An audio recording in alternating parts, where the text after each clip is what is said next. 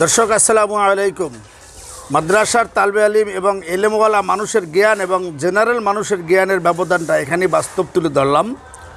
এক ভদ্রলোক একটা পুষ্করিণীর পাশে বসে আছে, ঠিক ওই টাইমে একটা মাদ্রাসার তালবে আলিম ওই পুষ্করিণীর পাশ দিয়ে যাচ্ছিলেন।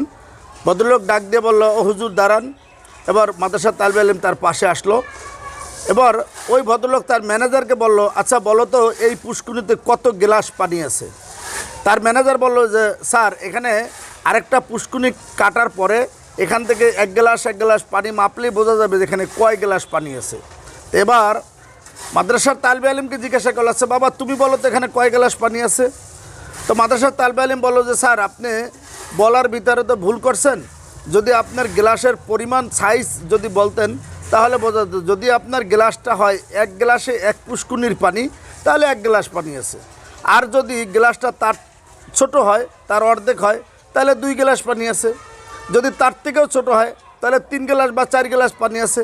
এরকম গ্লাসের পরিমাণ আপনি যত ছোট করবেন আপনার পুষ্কুনিতে সেই কয় গ্লাস পানি আছে। এবার বলল, দেখো জ্ঞান কাকে বলে। আসলে আমরা এর কথা মুখে বলি কিন্তু কাজে অতটা গুরুত্ব দেয় না। কারণ এলেমওয়ালা ব্যক্তিরা আজকে বাংলাদেশের বিভিন্ন জায়গায় এলেমওয়ালা ব্যক্তিরা রাষ্ট্রের বিভিন্ন দায়িত্ব পাইতেছে। কেউ উপজেলা চেয়ারম্যান হইতেছে, কেউ ইউনিয়ন পরিষদের চেয়ারম্যান হইতেছে, অন্যান্য দায়িত্ব গ্রহণ করতেছে এলেমওয়ালা ব্যক্তিরা।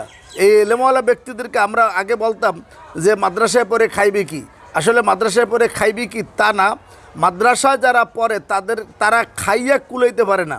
আপনার প্রয়োজন হলেই তো আপনি মাদ্রাসার হুজুরকে ডাকেন, মাদ্রাসার তালবে আলিমকে ডাকে খাওয়ানোর জন্য। তা সে খাইতে আপনার বাড়ি যাবে কোথায়? আপনিই তো তাকে নিয়ে কুল পাইতেছেন না। অতএব এলেমওয়ালা ব্যক্তিদেরকে মূল্যায়ন করার তৌফিক আল্লাহ তাআলা দান করুক, আমিন। আসসালামু আলাইকুম রহমতুল্লাহ।